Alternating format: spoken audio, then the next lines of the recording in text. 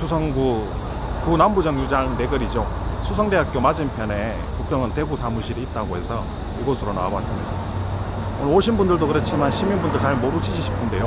위치가 건너편 보시면 수성대학교 입구가 있고, 이 맞은편 쪽에 보시면 골목 안쪽에 제 뒤편으로 보시면 출입금지라고 된 지역이 있습니다. 그곳이 바로 국정원 대구 사무실입니다. 수사 과정과 재판 과정을 통해서 저는 알았습니다. 그리고 재심 과정을 통해서도 알았습니다.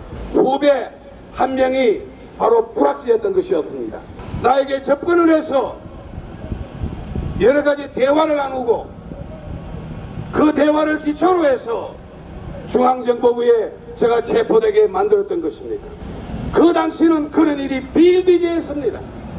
바로 박정희 군사독재 하였습니다. 민주국가가 아니었던 시절에는 바로 중앙정보부, 소위 말하는 지금의 국정원은 권력을 유지하고 비호하기 위한 기관이었던 것입니다.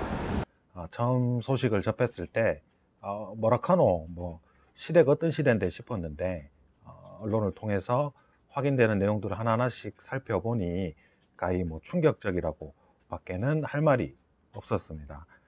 국정원 경기지부 공안 2팀의 지시에 민간인 사찰 활동을 벌였다. 주요 사찰 대상은 서울대, 고려대에서 학생운동을 하던 민간인, 이들 직업은 변호사, 노무사, 은행원, 기자, 약사에서 비롯해서 민주노총 간부, 그리고 정당 간부에 이르기까지 다양하지만 모두 민간인이었다. 그리고 이런 활동을 하는 대가로 매달 기본 200만 원에 진술서 1회당 50만 원, 많게는 한 달에 400만 원 가까이 받기도 했다고 하고요. 국정원에서 지시한 단체, 시민단체 같은 곳이죠. 간부로 승격이 되면 성과급조로 300만 원 가량의 돈을 더 받았다라고 이야기를 하고 있습니다. 그리고 추후 법정에서 증언까지 하게 되면, 예전에 아로라고 하죠. 아로 사건을 제보했던 그 당시에도 이 불확지죠. 그 사람에게 제공했던 금액과 유사한 10억에 가까운 돈을 제공하겠다라고 이야기를 했고요.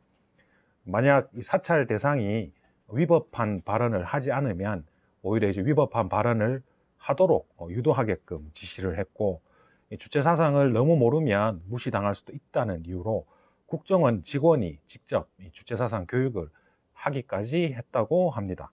한마디로 설계를 다 해놓고 그 설계도에 맞추기 위해서 이 같은 활동을 벌였다는 건데요. 국정원은 이번 폭로와 관련해서 국내 정보 수집이 아닌 대공수사였다라고 했습니다만, 앞에서 언급한 이야기들이 과연 수사인가요? 아니면 조작인가요? 이게 너무 빤하지 않습니까? 나아가 국가보안법 피해자를 대상으로 하는 이제 다큐멘터리를 제작한다는 명목으로 당시 아로 사건 관계자 등 눈여겨보는, 본인들이 눈여겨보던 인사들을 인터뷰 대상으로 집어넣고 다큐를 찍어오라고 시켰다는데요. 다큐를 찍는 척 하면서 필요한 정보는 근황이라든가 활동, 연락처 같은 것을 수집해오라고 시켰다는 겁니다. 여기에는 현재 이상규 민중당 대표, 그리고 홍성규 사무총장까지 포함되어 있고요.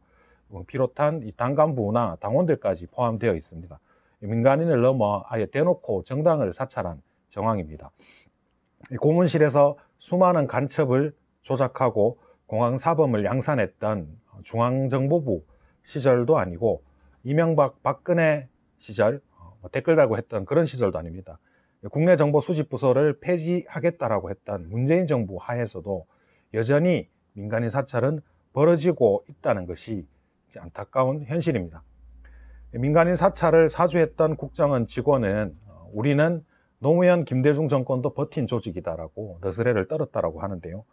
본인들 스스로 살아남아야 될 이유를 증명하기 위해 이 같은 조작을 해대는 조직, 국민 세금으로 유지할 필요가 없습니다.